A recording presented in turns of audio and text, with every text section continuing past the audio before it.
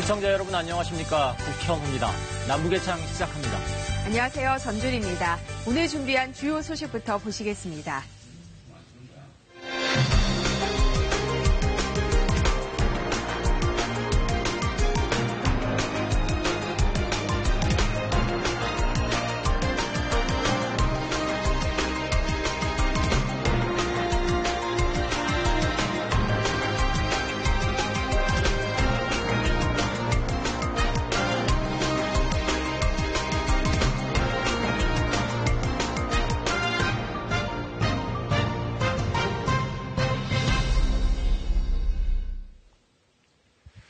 우리 정부가 지소미아 종료를 일본에 통보한 뒤 한미동맹의 약화를 우려하는 목소리가 이어지고 있습니다. 우리 정부는 두 사안은 별개다 이렇게 누차 강조했지만 미국은 공개적으로 실망과 우려를 거듭 밝히고 있습니다. 이런 가운데 북한은 헌법을 개정해 김정은 위원장의 권한을 한층 더 강화시켰습니다. 이슈의 한반도, 오늘은 지소미아 종료 파장과 전열 재정비에 들어간 북한의 모습 정리했습니다. 정은지 리포터입니다. 동이틀 무렵 김정은 위원장이 간부들과 함께 보트를 타고 바다를 건넙니다. 이윽고 무릎까지 차오르는 바닷물을 헤치고 무트로 이동하고 젖은 인민복 차림으로 풀밭을 걸어 나옵니다. 지난 2013년 시찰 때 군인들이 김 위원장을 배웅하며 바다로 뛰어든 장면과 비교됩니다. 저 시험사격은 꼭 자신께서 지도해야만 한다고 하시며 모든 일을 미루시고 또다시 이른 새벽 머나먼 날바닷길을 달려오신 최고 용도자 동지를 북한 당국은 김 위원장의 초대형 방사포 발사 현지 지도 모습을 반복적으로 방영하며 주민들의 반응도 소개했습니다. 지지부진한 비핵화 협상과 경제 악화에 흔들리는 군심과 민심을 다독이기 위한 의도로 분석됩니다. 이른 새벽 날바다를 헤치시고 그것도 후리치는 바닷물길을 맨 먼저 앞장서 헤치시는 경의하는 원심을 배울 때 정말 눈물이 나고 이 심정을 어떻게 표현할지 모르겠습니다. 북한이 올해 공개한 신형 무기만 4종류로 김 위원장은 시험 발사 때마다 현장을 찾았습니다. 동과 서를 가로지르며 단거리 무기를 발사한 것만 올해 9차례.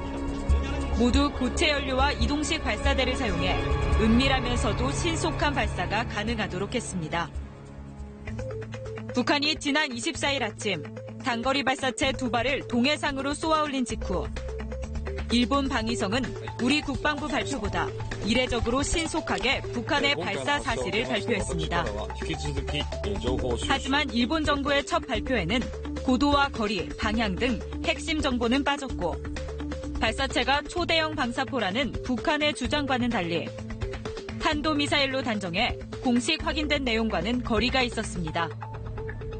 일본이 한국과의 군사정보 공유 없이도 안보 태세에 빈틈이 없음을 보여주려 했지만 오히려 한일 군사 보호협정, 지소미아 없이는 일본 안보가 취약할 수밖에 없다는 사실을 보여줬다는 지적이 나오는 이유입니다. 日韓、日米韓の連携をしっかり取っていきたいというふうに思っておりますので、そういうオファーはしっかり韓国側にしたいというふうに思っております。 지난 22일 우리 정부는 지소미아 연장 만료 시한을 이틀 앞두고 종료를 결정했습니다. 그간 일본이 안보상 신뢰 훼손을 이유로 들면서 수출 규제를 단행한 이후 우리 정부가 고위급 특사 파견, 한일 외무장관 회담 등 여러 경로를 통해 경색된 한일 관계를 풀려고 했으나 일본이 대화를 거부한 데 따른 조치입니다. 日韓請求権協定への違反が放置をされ、そして GSOMIA の終了通告がなされるなど、国と国との信頼関係が残念ながら損なわれる。 일각에서는 북한의 핵미사일 동향을 신속히 파악하기 위해선 첨단 정찰 능력을 갖춘 일본의 군사정보가 꼭 필요하다고 주장하고 있습니다. 우리는 주로 이 인적 정보를 많이 갖고 있는 편이고 일본은 즉 군사 기술, 군사 위성이라든가 여러 가지 첨단 장비를 통해서 다양한 영상 정보를 획득하고 있습니다. 따라서 누가 우위에 있다라고 보기는 힘들고 상호 보완적인 차원에서 추진할 수가 있다라고 보여질 수 있습니다. 하지만 실질적인 군사 정보는 대부분 한국 측이 보유하고 있고 지금까지 공유된 정보 대부분이 일본 측 요청으로 이뤄졌다는 지적도 있습니다. 청와대는 지소미아가 없어도 한미일 정보 공유 약정 티사를 통해 한일 양국의 정보가 계속 교환될 수 있다는 입장입니다. 실제 한국이 대북 정보력에 있어서는 거의 타의 추종을 불허할 정도로 상당한 두터운 정보 역량을 갖고 있습니다. 여기에 이제 미국의 정보 자산까지 같이 결합이 되기 때문에 사실 일본이 이 정보 협력에서 일부 약간 제외됐다 그래서 우리 정보 역량이 떨어지거나 타결받는 것은 거의 없다고 봐야 됩니다. 아베 정부는 한반도 유사시 일본 자위대가 군사적으로 개입할 수 있는 근거법을 포함한 안보법제를 2015년 9월 일본 국회에서 통과시켰습니다. 이러한 법들이 원활히 작동되기 위해서는 북한의 군사정보가 필요한 만큼 일본이 지소미아 유지를 강력히 요구했을 거란 분석도 제기됩니다. 일각에서는 한미동맹 균열에 대한 우려의 목소리도 나옵니다. 미국은 지소미아 종료에 대해 실망과 우려를 반복적으로 표현하며 한국의 독도 방어 훈련에 대해서도 생산적이지 않다고 밝혔는데요. 이런 가운데 일본에서는 자위대와 미 육군이 함께하는 전시 증원 훈련이 시작돼 그 배경에 관심이 쏠리고 있습니다. 해군과 해경함정 10여 척이 독도 인근 해상에 투입됐습니다. 선두에 선 건 7,600톤급 이지스 구축함인 세종대왕함입니다. 해군과 해경은 물론 육군과 공군, 해병대까지 총출동했고 훈련 범위도 울릉도를 포함한 동해로 범위가 확대됐습니다. 훈련 규모 그리고 성격 그리고 그런 것들을 포함한 상황을 고려해서 아직 결정되지 않았습니다. 이런 가운데 일본에서는 지난 26일부터 한 달간 일본 자위대와 미 육군이 함께 전시 증원 훈련에 돌입했습니다. 전시 증원 훈련이란 유사시 미군 전력이 투입되는 절차 등을 훈련하는 것으로 미국과 일본이 이 같은 훈련을 공식화한 건 이번이 처음입니다. 미일 동맹을 중심으로 한 인도태평양 전략에서 한국의 위상이 약화되는 것 아니냐는 우려가 나오는 배경입니다. 특히 미일 연합훈련은 트럼프 대통령이 한미 연합훈련에 대해 돈 낭비라며 필요 없다는 입장을 밝힌 후 이뤄져 더욱 주목을 받았습니다. I think it's a total waste of money. It's a very much modified version, but I think it was unnecessary to do. 동아시아, 작게는 동북아 지역에서의 안보의 축이 사실은 한미 동맹, 미일 동맹 두 개였는데 지금 미일 동맹 중심으로 변환하고 있다. 그리고 그것을 계기로 해서 일본의 안보 역할이 더 강화돼 나갈 가능성이 높다라고 보여지기 때문에 과연 그것이 바람직한 것인가에 대해서 저도 좀 걱정을 합니다. 어떻게 하면 한미 동맹과 미일 동맹이 균형되게 갈 수 있도록 할 것인가를 우리가 좀 고민해 봐야 됩니다. 미국은 한국의 독도 방어 훈련에 대해 시기와 메시지, 규모 등을 고려할 때 한일 갈등을 해결하는 데 생산적이지 않다고 말했습니다. 지소미아 종료와 관련해서도 우려와 유감을 나타내는 것을 넘어 결정 번복을 요구했습니다. Hopefully resolve this quickly, move forward and get back on the important track we need, and that is really thinking about North Korea in the near term and China in the long term. 미국 정부가 전례 없이 노골적으로 불만을 표출하는 것은 지소미아 종료 결정이 중국을 견제하고자 하는 미국의 중장기적 전략에 도움이 되지 않기 때문으로 보입니다.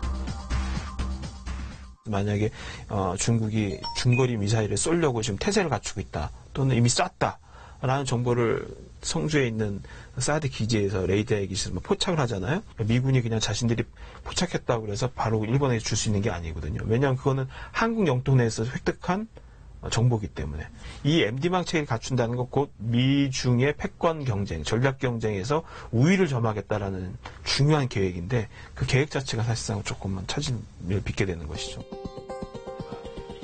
안보와 돈 문제를 묶어서 보는 트럼프 대통령이 한국에 비용 청구서를 내밀기 앞서 분위기 조성에 나섰다는 시각도 있습니다. China did not do what they said they were going to do, and Prime Minister Abe, on behalf of Japan, they're going to be buying all of that corn, and that's a very big transaction. 청와대 핵심 관계자는 아무리 동맹 관계여도 대한민국의 이익 앞에 그 어떤 것도 우선할 수 없다며 국익 최우선 원칙이 미국과의 관계에서도 예외는 아니라는 입장을 밝혔습니다. 또 이례적으로 주한미국 대사를 불러 지소미아 종료에 대한 미국 정부의 공개 발언을 자제해 줄 것을 당부하며 책임이 일본에 있다는 메시지를 분명히 했습니다. 일본은 정직해야 합니다.